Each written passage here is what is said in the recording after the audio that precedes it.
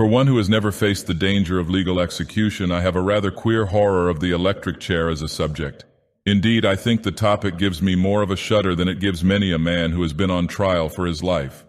The reason is that I associate the thing with an incident of 40 years ago, a very strange incident which brought me close to the edge of the unknown's black abyss. In 1889, I was an auditor and investigator connected with the Tlaxcala Mining Company of San Francisco, which operated several small silver and copper properties in the San Mateo Mountains in Mexico.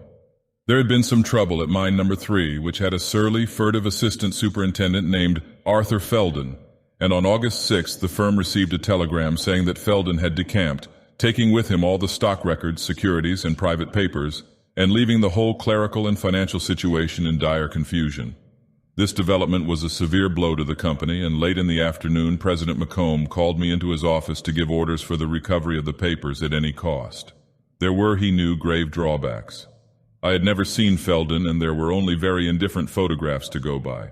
Moreover, my own wedding was set for Thursday of the following week, only 9 days ahead, so that I was naturally not eager to be hurried off to Mexico on a manhunt of indefinite length. The need, however, was so great that McComb felt justified in asking me to go at once, and I for my part decided that the effect on my status with the company would make ready acquiescence eminently worthwhile. I was to start that night using the President's private car as far as Mexico City, after which I would have to take a narrow-gauge railway to the mines. Jackson, the superintendent of number 3, would give me all details and any possible clues upon my arrival, and then the search would begin in earnest, through the mountains, down to the coast, or among the byways of Mexico City, as the case might be. I set out with a grim determination to get the matter done, and successfully done, as swiftly as possible, and tempered my discontent with pictures of an early return with papers and culprit, and of a wedding which would be almost a triumphal ceremony. Having notified my family, fiancé, and principal friends and made hasty preparations for the trip, I met President McComb at 8 p.m. at the Southern Pacific Depot, received from him some written instructions and a checkbook, and left in his car attached to the 8:15 eastbound transcontinental train. The journey that followed seemed destined for uneventfulness, and after a good night's sleep I reveled in the ease of the private car so thoughtfully assigned me, reading my instructions with care and formulating plans for the capture of Feldon and the recovery of the documents. I knew the Tlaxcala country quite well, probably much better than the missing man, hence had a certain amount of advantage in my search unless he had already used the railway. According to the instructions, Feldon had been a subject of worry to Superintendent Jackson for some time, acting secretively and working unaccountably in the company's laboratory at odd hours. That he was implicated with a Mexican boss and several peons in some thefts of ore was strongly suspected.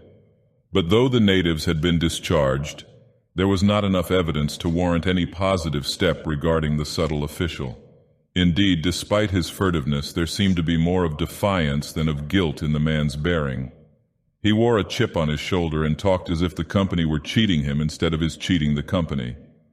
The obvious surveillance of his colleagues, Jackson wrote, appeared to irritate him increasingly, and now he had gone with everything of importance in the office. Of his possible whereabouts no guess could be made, though Jackson's final telegram suggested the wild slopes of the Sierra de Malinche, that tall, myth-surrounded peak with the corpse-shaped silhouette, from whose neighborhood the thieving natives were said to have come. At El Paso, which we reached at 2 a.m. of the night following our start, my private car was detached from the transcontinental train and joined to an engine specially ordered by telegraph to take it southward to Mexico City. I continued to drowse till dawn, and all the next day grew bored on the flat desert Chihuahua landscape. The crew had told me we were due in Mexico City at noon Friday, but I soon saw that countless delays were wasting precious hours. There were waits on sidings all along the single-tracked route, and now and then a hot box or other difficulty would further complicate the schedule. At Torreon we were 6 hours late, and it was almost 8 o'clock on Friday evening, fully 12 hours behind schedule, when the conductor consented to do some speeding in an effort to make up time. My nerves were on edge, and I could do nothing but pace the car in desperation. In the end I found that the speeding had been purchased at a high cost indeed, for within a half hour the symptoms of a hotbox had developed in my car itself, so that after a maddening wait the crew decided that all the bearings would have to be overhauled after a quarter-speed limp ahead to the next station with shops, the factory town of Querétaro. This was the last straw, and I almost stamped like a child. Actually, I sometimes caught myself pushing at my chair arm as if trying to urge the train forward at a less snail-like pace. It was almost 10 in the evening when we drew into Querétaro, and I spent a fretful hour on the station platform while my car was sidetracked and tinkered at by a dozen native mechanics. At last they told me the job was too much for them, since the forward truck needed new parts which could not be obtained nearer than Mexico City. Everything indeed seemed against me, and I gritted my teeth when I thought of Felden getting farther and farther away, perhaps to the easy cover of Veracruz with its shipping or Mexico City with its varied rail facilities, while fresh delays kept me tied and helpless. Of course, Jackson had notified the police in all the cities around, but I knew with sorrow what their efficiency amounted to. The best I could do, I soon found out, was to take the regular night express for Mexico City, which ran from Aguascalientes and made a 5-minute stop at Querétaro. It would be along at 1 a.m. if on time and was due in Mexico City at 5 o'clock Saturday morning. When I purchased my ticket, I found that the train would be made up of European compartment carriages instead of long American cars with rows of 2-seat chairs. These had been much used in the early days of Mexican railroading owing to the European construction interests back of the first lines. And in 1889 the Mexican Central was still running a fair number of them on its shorter trips. Ordinarily I prefer the American coaches since I hate to have people facing me, but for this once I was glad of the foreign carriage. At such a time of night I stood a good chance of having a whole compartment to myself, and in my tired, nervously hypersensitive state I welcomed the solitude, as well as the comfortably upholstered seat with soft armrests and head cushion, running the whole width of the vehicle. I bought a first-class ticket, obtained my valise from the sidetracked private car, telegraphed both President Macomb and Jackson of what had happened, and settled down in the station to wait for the night express as patiently as my strained nerves would let me. For a wonder, the train was only half an hour late, though even so, the solitary station vigil had about finished my endurance. The conductor, showing me into a compartment, told me he expected to make up the delay and reach the capital on time, and I stretched myself comfortably on the forward-facing seat in the expectation of a quiet 3.5-hour run. The light from the overhead oil lamp was soothingly dim, and I wondered whether I could snatch some much-needed sleep in spite of my anxiety and nerve tension. It seemed, as the train jolted into motion, that I was alone, and I was heartily glad of it. My thoughts leaped ahead to my quest, and I nodded with the accelerating rhythm of the speeding string of carriages. Then suddenly I perceived that I was not alone after all. In the corner diagonally opposite me, slumped down so that his face was invisible, sat a roughly clad man of unusual size whom the feeble light had failed to reveal before. Beside him on the seat was a huge valise, battered and bulging and tightly gripped even in his sleep by one of his incongruously slender hands. As the engine whistled sharply at some curve or crossing, the sleeper started nervously into a kind of watchful half-awakening, raising his head and disclosing a handsome face, bearded and clearly Anglo-Saxon with dark, lustrous eyes. At sight of me, his wakefulness became complete, and I wondered at the rather hostile wildness of his glance. No doubt, I thought, he resented my presence when he had hoped to have the compartment alone all the way, just as I was myself disappointed to find strange company in the half-lighted carriage. The best we could do, however, was to accept the situation gracefully, so I began apologizing to the man for my intrusion. He seemed to be a fellow American, and we could both feel more at ease after a few civilities. Then we could leave each other in peace for the balance of the journey. To my surprise, the stranger did not respond to my courtesies with so much as a word. Instead, he kept staring at me fiercely and almost appraisingly, and brushed aside my embarrassed proffer of a cigar with a nervous lateral movement of his disengaged hand. His other hand still tensely clutched the great worn valise, and his whole person seemed to radiate some obscure malignity. After a time he abruptly turned his face toward the window, though there was nothing to see in the dense blackness outside. Oddly, he appeared to be looking at something as intently as if there really were something to look at. I decided to leave him to his own curious devices and meditations without further annoyance. So settled back in my seat, drew the brim of my soft hat over my face, and closed my eyes in an effort to snatch the sleep I had half counted on. I could not have dozed very long or very fully when my eyes fell open as if in response to some external force. Closing them again with some determination, I renewed my quest of a nap, yet wholly without avail. An intangible influence seemed bent on keeping me awake, so raising my head I looked about the dimly lighted compartment to see if anything were amiss. All appeared normal, but I noticed that the stranger in the opposite corner was looking at me very intently. Intently, though, without any of the geniality or friendliness which would have implied a change from his former surly attitude. I did not attempt conversation this time, but leaned back in my previous sleepy posture, half closing my eyes as if I had dozed off once more, yet continuing to watch him curiously from beneath my downturned hat brim. As the train rattled onward through the night, I saw a subtle and gradual metamorphosis come over the expression of the staring man. Evidently satisfied that I was asleep, he allowed his face to reflect a curious jumble of emotions, the nature of which seemed anything but reassuring. Hatred, fear, triumph, and fanaticism flickered compositely over the lines of his lips and the angles of his eyes, while his gaze became a glare of really alarming greed and ferocity. Suddenly it dawned upon me that this man was mad, and dangerously so. I will not pretend that I was anything but deeply and thoroughly frightened when I saw how things stood. Perspiration started out all over me, and I had hard work to maintain my attitude of relaxation and slumber. Life had many attractions for me just then, and the thought of dealing with a homicidal maniac, possibly armed and certainly powerful to a marvelous degree, was a dismaying and terrifying one. My disadvantage in any sort of struggle was enormous, for the man was a virtual giant, evidently in the best of athletic trim, while I have always been rather frail, and was then almost worn out with anxiety, sleeplessness, and nervous tension.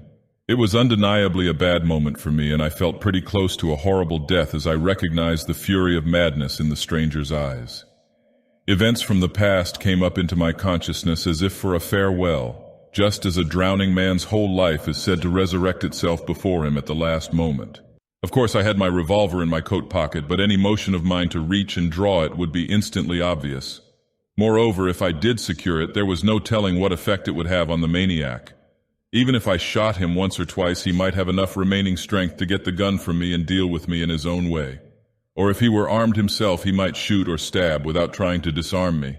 One can cow a sane man by covering him with a pistol, but an insane man's complete indifference to consequences gives him a strength and menace quite superhuman for the time being. Even in those pre-Freudian days, I had a common-sense realization of the dangerous power of a person without normal inhibitions. That the stranger in the corner was indeed about to start some murderous action, his burning eyes and twitching facial muscles did not permit me to doubt for a moment. Suddenly I heard his breath begin to come in excited gasps and saw his chest heaving with mounting excitement. The time for a showdown was close, and I tried desperately to think of the best thing to do. Without interrupting my pretense of sleep, I began to slide my right hand gradually and inconspicuously toward the pocket containing my pistol, watching the madman closely as I did so, to see if he would detect any move.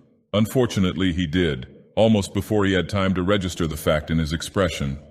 With a bound so agile and abrupt as to be almost incredible in a man of his size, he was upon me before I knew what had happened, looming up and swaying forward like a giant ogre of legend, and pinioning me with one powerful hand, while with the other he forestalled me in reaching the revolver. Taking it from my pocket and placing it in his own, he released me contemptuously, well knowing how fully his physique placed me at his mercy. Then he stood up at his full height, his head almost touching the roof of the carriage, and stared down at me with eyes whose fury had quickly turned to a look of pitying scorn and ghoulish calculation. I did not move, and after a moment the man resumed his seat opposite me, smiling a ghastly smile as he opened his great bulging valise and extracted an article of peculiar appearance. A rather large cage of semi-flexible wire, woven somewhat like a baseball catcher's mask, but shaped more like the helmet of a diving suit. Its top was connected with a cord whose other end remained in the valise. This device he fondled with obvious affection, cradling it in his lap as he looked at me afresh and licked his bearded lips with an almost feline motion of the tongue. Then for the first time he spoke, in a deep, mellow voice of softness and cultivation startlingly at variance with his rough corduroy clothes and unkempt aspect. "You are fortunate, sir. I shall use you first of all. You shall go into history as the first fruits of a remarkable invention. Vast sociological consequences. I shall let my light shine, as it were. I'm radiating all the time, but nobody knows it. Now you shall know. Intelligent guinea pig. Cats and burrows. It worked even with a burrow." He paused while his bearded features underwent a convulsive motion closely synchronized with a vigorous gyratory shaking of the whole head. It was as though he were shaking clear of some nebulous obstructing medium, for the gesture was followed by a clarification or subtilization of expression which hid the more obvious madness in a look of suave composure through which the craftiness gleamed only dimly. I glimpsed the difference at once, and put in a word to see if I could lead his mind into harmless channels. "You seem to have a marvelously fine instrument, if I'm any judge. Won't you tell me how you came to invent it?" He nodded. "Mere logical reflection, dear sir. I consulted the needs of the age and acted upon them. Others might have done the same had their minds been as powerful, that is, as capable of sustained concentration as mine. I had the sense of conviction, the available willpower, that is all. I realized, as no one else has yet realized, how imperative it is to remove everybody from the earth before Quetzalcoatl comes back, and realized also that it must be done elegantly. I hate butchery of any kind, and hanging is barbarously crude. You know, last year the New York legislature voted to adopt electric execution for condemned men, but all the apparatus they have in mind is as primitive as Stephenson's rocket or Davenport's first electric engine. I knew of a better way and told them so, but they paid no attention to me. God, the fools! As if I didn't know all there is to know about men and death and electricity, student man and boy, technologist and engineer, soldier of fortune." He leaned back and narrowed his eyes. "I was in Maximilian's army 20 years and more ago. They were going to make me a nobleman. Then those damn greasers killed him and I had to go home, but I came back and forth, back and forth. I live in Rochester, NY. His eyes grew deeply crafty and he leaned forward, touching me on the knee with the fingers of a paradoxically delicate hand. "I came back, I say, and I went deeper than any of them. I hate greasers, but I like Mexicans. A puzzle? Listen to me, young fellow, you don't think Mexico is really Spanish, do you? God, if you knew the tribes I know. In the mountains, Anahuac, Tenochtitlan, the old ones." His voice changed to a chanting and not unmelodious howl. "Ia, Huitzilopochtli, Nahuatlacatl, 777, Xochimilca, Chalca, Tepaneca, Acolhua, Tlahuica, Tlaxcalteca, Azteca. Ia, I have been to the 7 caves of Chicomostoc, but no one shall ever know. I tell you because you will never repeat it." He subsided and resumed a conversational tone. "It would surprise you to know what things are told in the mountains. Huitzilopochtli is coming back. Of that there can be no doubt. Any peon south of Mexico City can tell you that. But I meant to do nothing about it. I went home, as I tell you, again and again, and was going to benefit society with my electric executioner when that cursed Albany legislature adopted the other way. A joke, sir, a joke. Grandfather's chair, sit by the fireside. Hawthorne." The man was chuckling with a morbid parody of good nature. "Why, sir, I'd like to be the first man to sit in their damn chair and feel their little 2-bit battery current. It wouldn't make a frog's legs dance. And they expect to kill murderers with it, reward of merit, everything. But then, young man, I saw the uselessness, the pointless illogicality, as it were, of killing just a few. Everybody is a murderer. They murder ideas, steal inventions, stole mine by watching and watching and watching." The man choked and paused, and I spoke soothingly. "I'm sure your invention was much the better, and probably they'll come to use it in the end." Evidently my tact was not great enough, for his response showed fresh irritation. "Sure, are you? Nice, mild, conservative assurance. Cursed lot you care, but you'll soon know. Why, damn you, all the good there ever will be in that electric chair will have been stolen from me.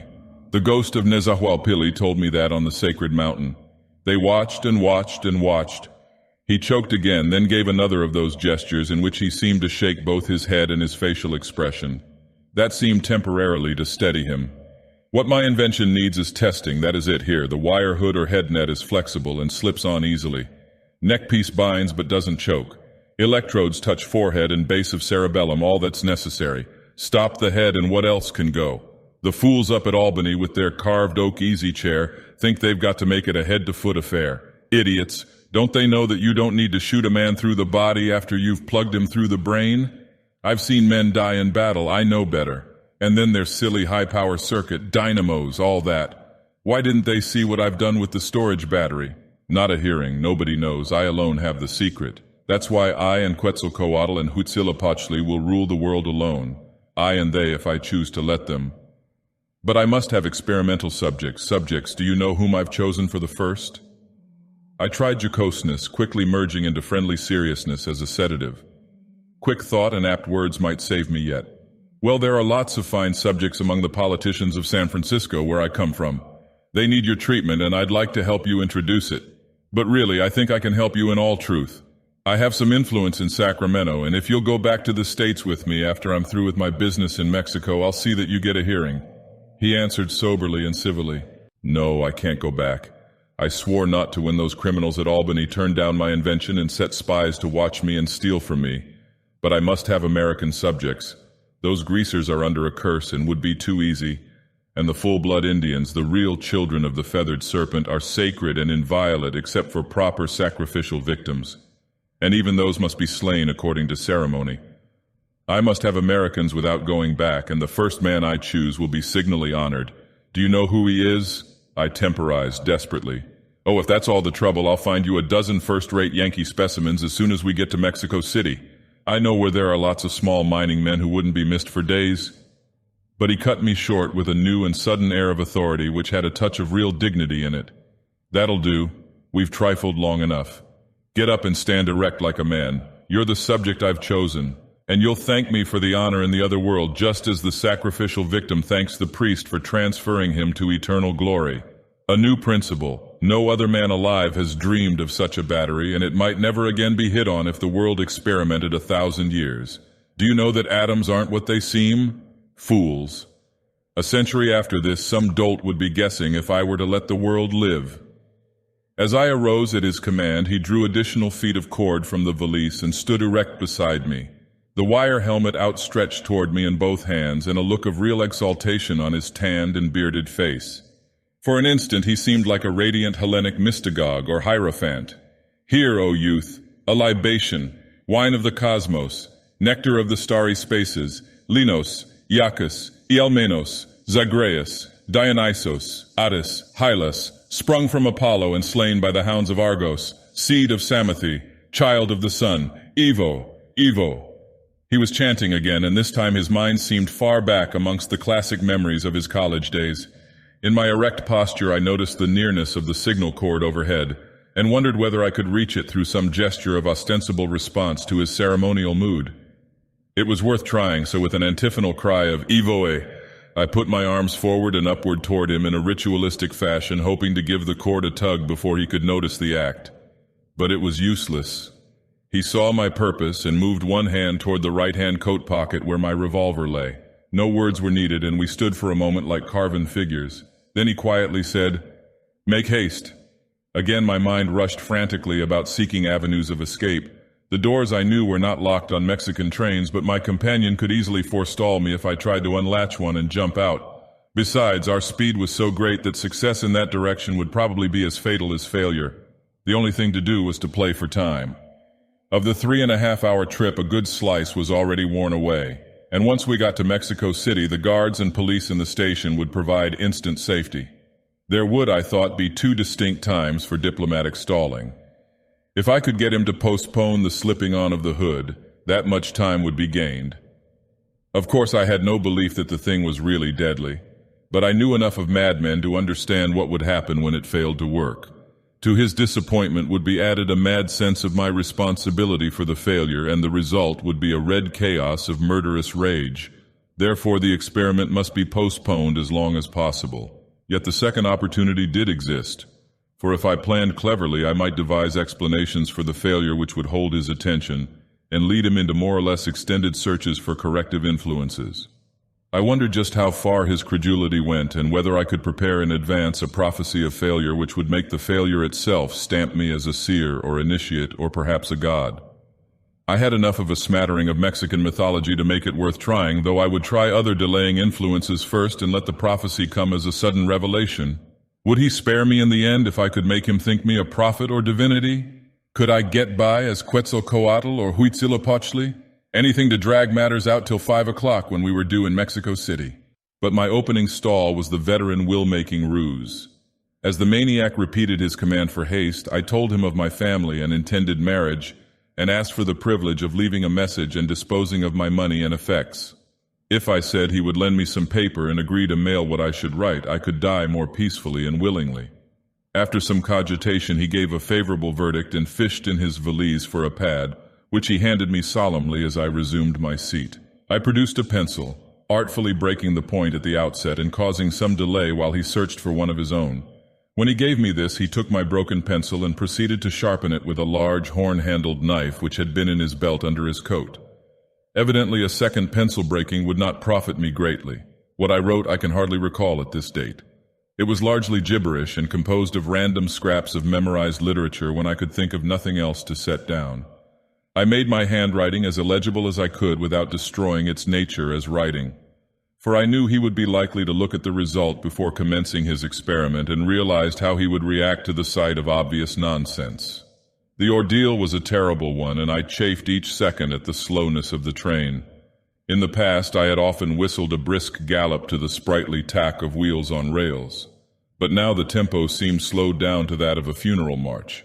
My funeral march, I grimly reflected.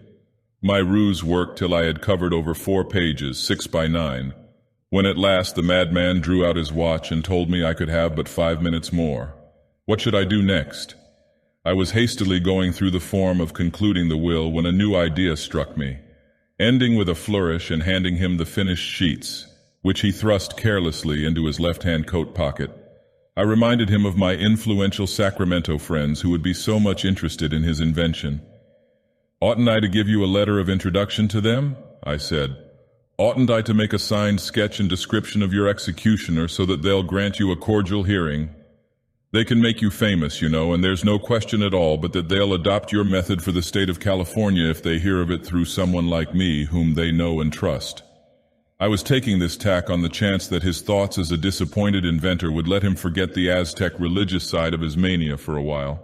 When he veered to the latter again, I reflected, I would spring the revelation and prophecy. The scheme worked, for his eyes glowed in eager assent, though he brusquely told me to be quick.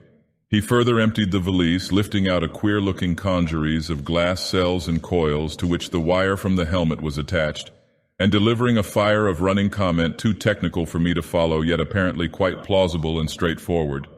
I pretended to note down all he said, wondering as I did so whether the queer apparatus was really a battery after all. Would I get a slight shock when he applied the device? The man surely talked as if he were a genuine electrician. Description of his own invention was clearly a congenial task for him, and I saw he was not as impatient as before. The hopeful gray of dawn glimmered red through the windows before he wound up, and I felt at last that my chance of escape had really become tangible. But he too saw the dawn and began glaring wildly again. He knew the train was due in Mexico City at 5 and would certainly force quick action unless I could override all his judgment with engrossing ideas. As he rose with a determined air, setting the battery on the seat beside the open valise, I reminded him that I had not made the needed sketch, and asked him to hold the headpiece so that I could draw it near the battery. He complied and resumed his seat with many admonitions to me to hurry. After another moment I paused for some information, asking him how the victim was placed for execution and how his presumable struggles were overcome. "Why," he replied, "the criminal is securely strapped to a post. It does not matter how much he tosses his head, for the helmet fits tightly and draws even closer when the current comes on. We turn the switch gradually. You see it here, a carefully arranged affair with a rheostat." A new idea for delay occurred to me as the tilled fields and increasingly frequent houses in the dawnlight outside told of our approach to the capital at last. "But," I said, "I must draw the helmet in place on a human head as well as beside the battery. Can't you slip it on yourself a moment so that I can sketch you with it? The papers as well as the officials will want all this, and they are strong on completeness." I had by chance made a better shot than I had planned, for at my mention of the press the madman's eyes lit up afresh. "The papers?" "Yes, damn them, you can make even the papers give me a hearing. They all laughed at me and wouldn't print a word. Here, you, hurry up, we've not a second to lose." He had slipped the headpiece on and was watching my flying pencil avidly. The wire mesh gave him a grotesque, comic look as he sat there with nervously twitching hands. "Now curse 'em, they'll print pictures. I'll revise your sketch if you make any blunders, must be accurate at any cost. Police will find you afterward, they'll tell how it works. Associated Press item, back up your letter, immortal fame. Hurry, I say, hurry, confound you." The train was lurching over the poorer roadbed near the city, and we swayed disconcertingly now and then. With this excuse I managed to break the pencil again, but of course the maniac at once handed me my own, which he had sharpened. My first batch of ruses was about used up, and I felt that I should have to submit to the headpiece in a moment. We were still a good quarter hour from the terminal, and it was about time for me to divert my companion to his religious side and spring the divine prophecy. Mustering up my scraps of Nahuatl Aztec mythology, I suddenly threw down pencil and paper and commenced to chant, Ia, Ia, Tloquenahuaque, thou who art all in thyself, thou too, Ipalnemoan, by whom we live. I hear, I see. Serpent-bearing eagle, hail, a message, Huitzilopochtli, in my soul echoes thy thunder. At my intonations the maniac stared incredulously through his odd mask. His handsome face shone in a surprise and perplexity which quickly changed to alarm. His mind seemed to go blank a moment and then to recrystallize in another pattern. Raising his hands aloft, he chanted as if in a dream, Mictlan Toitli, great lord, a sign from within thy black cave. Ia, Tunatio Metzli, Cthulhutel, command and I serve. Now in all this responsive gibberish there was one word which struck an odd chord in my memory. Odd because it never occurs in any printed account of Mexican mythology, yet had been overheard by me more than once as an awestruck whisper amongst the peons in my own firm's Tlaxcala mines. It seemed to be part of an exceedingly secret and ancient ritual. For there were characteristic whispered responses which I had caught now and then, and which were as unknown as itself to academic scholarship. This maniac must have spent considerable time with the hill peons and Indians, just as he had said, for surely such unrecorded lore could have come from no mere book learning. Realizing the importance he must attach to this doubly esoteric jargon, I determined to strike at his most vulnerable spot and give him the gibberish responses the natives used. Ya Relie, I shouted. Cthulhudel Ftaan, Nigaradal Yig, Yogsotodal, but I never had a chance to finish. Galvanized into a religious epilepsy by the exact response which his subconscious mind had probably not really expected, the madman scrambled down to a kneeling posture on the floor, bowing his wire-helmeted head again and again, and turning it to the right and left as he did so. With each turn his obeisances became more profound, and I could hear his foaming lips repeating the syllable kill, kill, kill in a rapidly swelling monotone. It occurred to me that I had overreached myself and that my response had unloosed a mounting mania which would rouse him to the slaying point before the train reached the station. As the arc of the madman's turnings gradually increased, the slack in the cord from his headpiece to the battery had naturally been taken up more and more. Now, in an all-forgetting delirium of ecstasy, he began to magnify his turns to complete circles, so that the cord wound round his neck and began to tug at its moorings to the battery on the seat. I wondered what he would do when the inevitable would happen, and the battery would be dragged to presumable destruction on the floor. Then came the sudden cataclysm. The battery, yanked over the seat's edge by the maniac's last gesture of orgiastic frenzy, did indeed fall, but it did not seem to have wholly broken. Instead, as my eye caught the spectacle in one too fleeting instant, the actual impact was borne by the rheostat, so that the switch was jerked over instantly to full current. And the marvelous thing is that there was a current. The invention was no mere dream of insanity. I saw a blinding blue auroral coruscation, heard an ululating shriek more hideous than any of the previous cries of that mad, horrible journey, and smelled the nauseous odor of burning flesh. That was all my overwrought consciousness could bear, and I sank instantly into oblivion. When the train guard at Mexico City revived me, I found a crowd on the station platform around my compartment door. At my involuntary cry, the pressing faces became curious and dubious, and I was glad when the guard shut out all but the trim doctor who had pushed his way through to me. My cry was a very natural thing, but it had been prompted by something more than the shocking sight on the carriage floor which I had expected to see. Or should say by something less, because in truth there was not anything on the floor at all. Nor, said the guard, had there been when he opened the door and found me unconscious within. My ticket was the only one sold for that compartment, and I was the only person found within it. Just myself and my valise, nothing more. I had been alone all the way from Querétaro. Guard, doctor, and spectators alike tapped their foreheads significantly at my frantic and insistent questions. Had it all been a dream, or was I indeed mad? I recalled my anxiety and overwrought nerves and shuddered. Thanking the guard and doctor and shaking free of the curious crowd, I staggered into a cab and was taken to the Fonda Nacional, where after telegraphing Jackson at the mine, I slept till afternoon in an effort to get a fresh grip on myself. I had myself called at 1 o'clock in time to catch the narrow gauge for the mining country, but when I got up I found a telegram under the door. It was from Jackson and said that Felden had been found dead in the mountains that morning, the news reaching the mine about 10 o'clock. The papers were all safe, and the San Francisco office had been duly notified.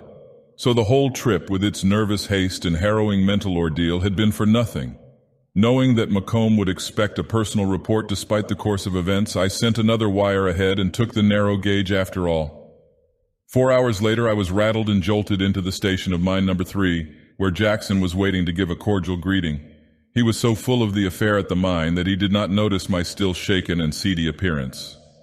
The superintendent's story was brief, and he told me it as he led me toward the shack up the hillside above the arrestor where Felden's body lay. Felden, he said, had always been a queer, sullen character, ever since he was hired the year before. Working at some secret mechanical device and complaining of constant espionage, and being disgustingly familiar with the native workmen. But he certainly knew the work, the country, and the people. He used to make long trips into the hills where the peons lived, and even to take part in some of their ancient heathenish ceremonies. He hinted at odd secrets and strange powers as often as he boasted of his mechanical skill. Of late he had disintegrated rapidly, growing morbidly suspicious of his colleagues and undoubtedly joining his native friends in ore thieving after his cash got low. He needed unholy amounts of money for something or other, was always having boxes come from laboratories and machine shops in Mexico City or the States. As for the final absconding with all the papers, it was only a crazy gesture of revenge for what he called spying. He was certainly stark mad, for he had gone across country to a hidden cave on the wild slope of the haunted Sierra de Malinche, where no white men live, and had done some amazingly queer things. The cave, which would never have been found but for the final tragedy, was full of hideous old Aztec idols and altars, the latter covered with the charred bones of recent burnt offerings of doubtful nature. The natives would tell nothing, indeed they swore they knew nothing. But it was easy to see that the cave was an old rendezvous of theirs and that Felden had shared their practices to the fullest extent. The searchers had found the place only because of the chanting and the final cry. It had been close to 5 that morning, and after an all-night encampment, the party had begun to pack up for its empty-handed return to the mines. Then somebody had heard faint rhythms in the distance and knew that one of the noxious old native rituals was being howled from some lonely spot up the slope of the corpse-shaped mountain. They heard the same old names, Mictlantecuhtli, Tonatiuh-Metzli, Cthulhuatl, Yarelieh, and all the rest, but the queer thing was that some English words were mixed with them. Real white man's English and no greaser patter. Guided by the sound, they had hastened up the weed-entangled mountainside toward it when after a spell of quiet the shriek had burst upon them. It was a terrible thing, a worse thing than any of them had ever heard before. There seemed to be some smoke, too, and a morbid, acrid smell. Then they stumbled on the cave, its entrance screened by scrub mesquites, but now emitting clouds of fetid smoke. It was lighted within, the horrible altars and grotesque images revealed flickeringly by candles which must have been changed less than a half-hour before. And on the gravelly floor lay the horror that made all the crowd reel backward. It was Felden, head burned to a crisp by some odd device he had slipped over it, a kind of wire cage connected with a rather shaken-up battery which had evidently fallen to the floor from a nearby altar pot. When the men saw it, they exchanged glances, thinking of the electric executioner Felden had always boasted of inventing, the thing which everyone had rejected but had tried to steal and copy. The papers were safe in Felden's open portmanteau, which stood close by, and an hour later the column of searchers started back for number 3 with a grisly burden on an improvised stretcher. That was all, but it was enough to make me turn pale and falter as Jackson led me up past the arrastor to the shed where he said the body lay. For I was not without imagination and knew only too well into what hellish nightmare this tragedy somehow supernaturally dovetailed. I knew what I should see inside that gaping door around which the curious miners clustered, and did not flinch when my eyes took in the giant form, the rough corduroy clothes, the oddly delicate hands, the wisps of burnt beard, and the hellish machine itself, battery slightly broken, and headpiece blackened by the charring of what was inside. The great bulging portmanteau did not surprise me, and I quailed only at 2 things, the folded sheets of paper sticking out of the left-hand pocket, and the queer sagging of the corresponding right-hand pocket.